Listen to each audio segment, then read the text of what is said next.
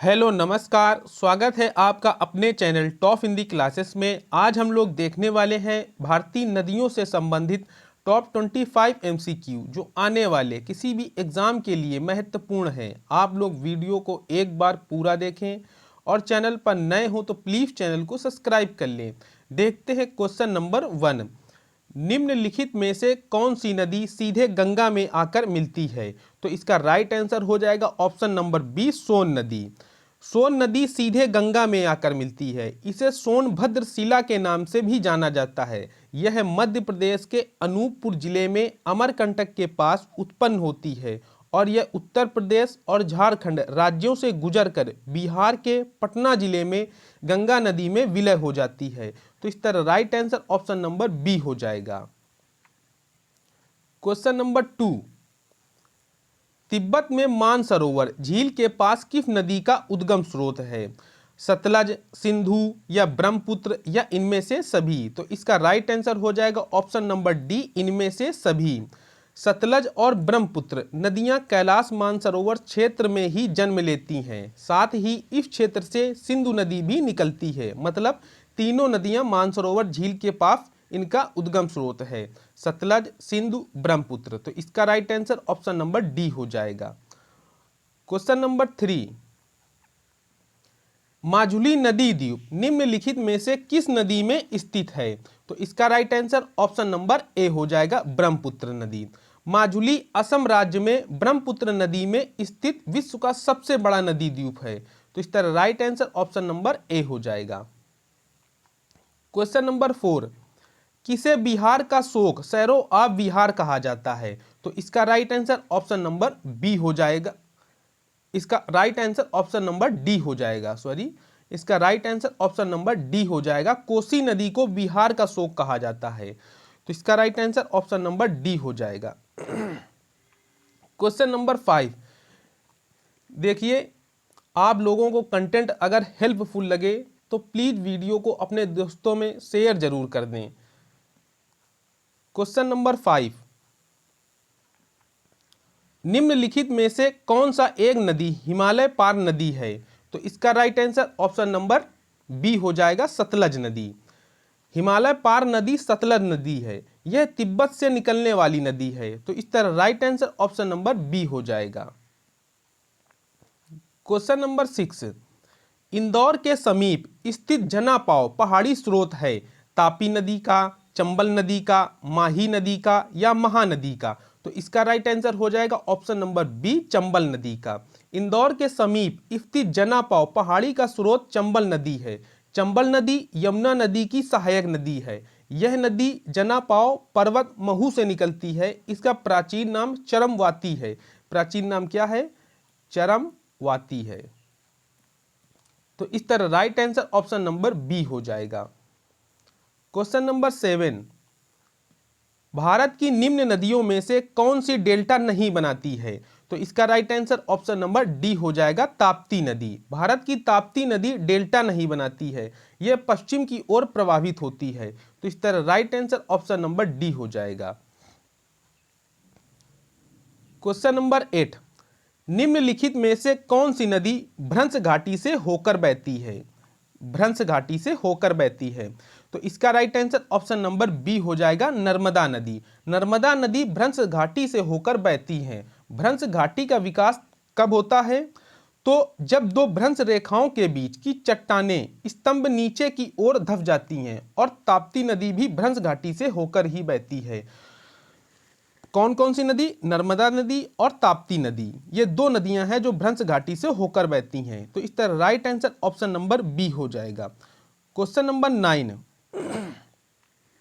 निम्नलिखित में से किस नदी के मुहाने पर डेल्टा नहीं बनता है? कावेरी नदी, महानदी, गोदावरी या तापी नदी?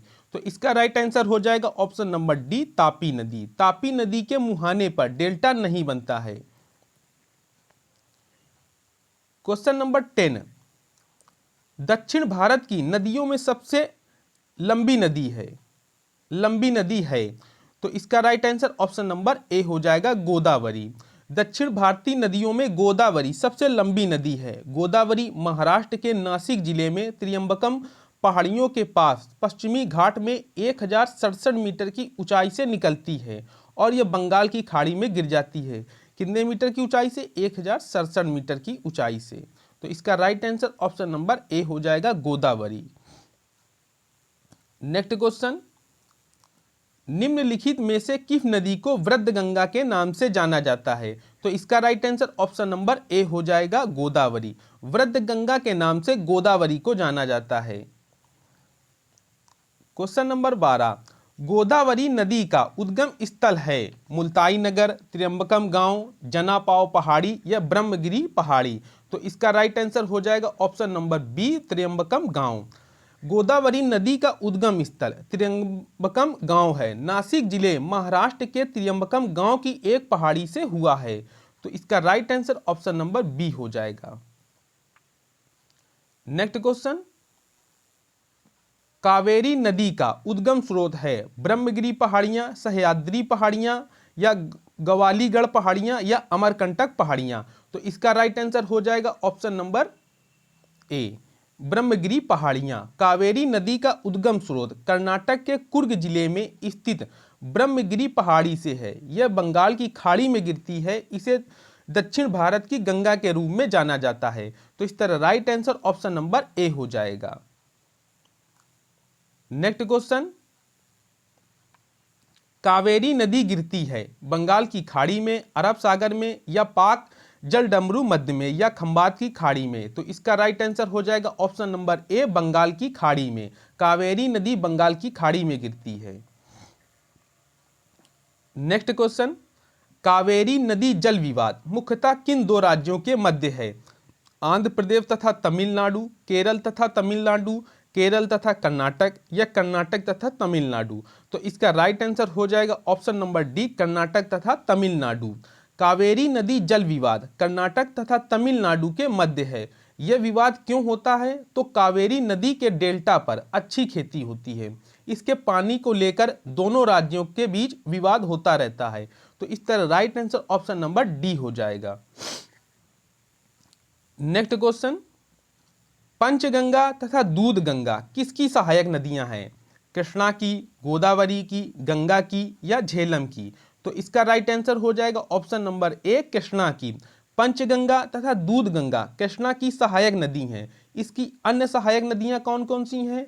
तो भीमा, तुंगभद्रा, मूसी, कोयना, अमरावती, घाटप्रभा व मालप्रभा, ये इसकी प्रमुख सहायक नदियां हैं। तो इस तरह right answer option number A हो जाएगा।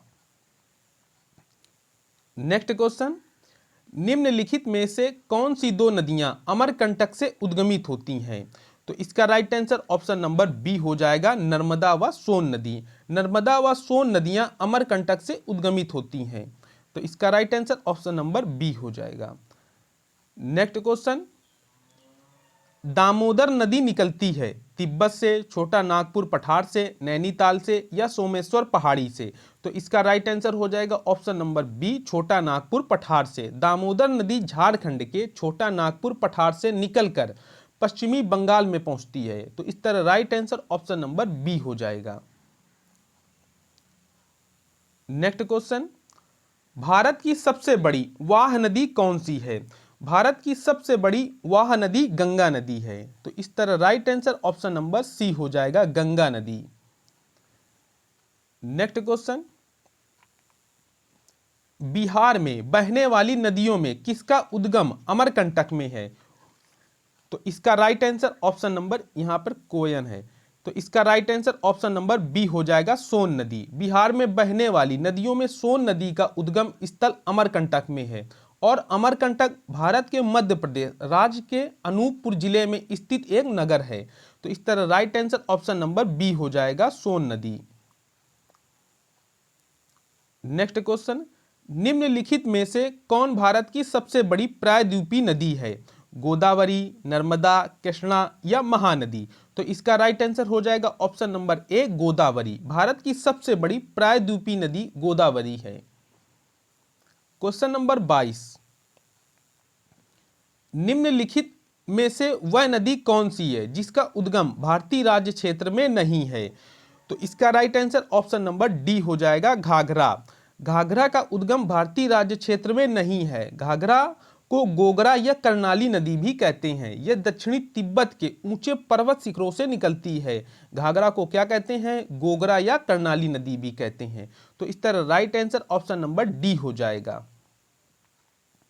नेक्स्ट क्वेश्चन, निम्नलिखित नदियों में से किसका उद्गम भारत में नहीं है? सतलज, रावी, चेनाब या व्यास? तो इसका right answer option number A हो जाएगा, सतलज का। सतलज नदी दक्षिण पश्चिम तिब्बत में समुद्र तल से 4600 मीटर की ऊंचाई पर इसका उद्गम मानसरोवर के निकट राकस ताल से हुआ है। समुद्र तल से 4600 मीटर की ऊंचाई में इसका उद्गम मानसरोवर के निकट राकस ताल से हुआ है। तो इस तरह right answer option number A हो जाएगा।